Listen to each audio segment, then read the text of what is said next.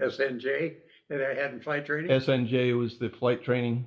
Yeah, low wing monoplane. Okay.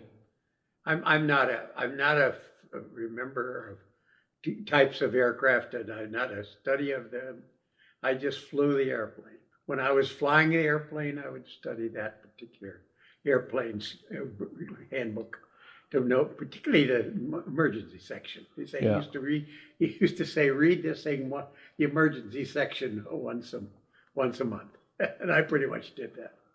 You know, yeah. It just was. We used to fly everything was on the ramp that you were qualified for, and when I was flying, we didn't have enough people that we could have specialists in each airplane on duty all the time. I mean, you had the duty every third day, and if this guy just flew that airplane, this guy just flew that airplane, he didn't have the duty, nobody could fly that airplane. But so what if that's the airplane you need? You know, so we used to fly pretty much everything. Now, when you have one airplane on the base, or maybe two airplanes, you could have half the crew on one airplane and half the crew on the other.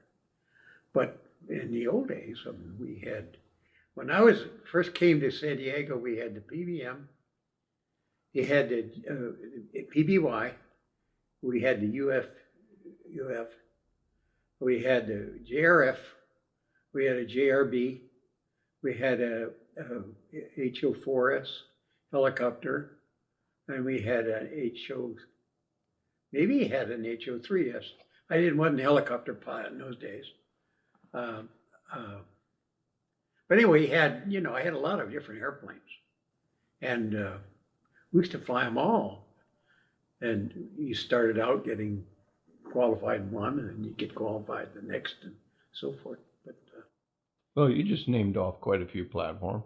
That was just San Diego. Yeah. And that was my first duty station in 1951.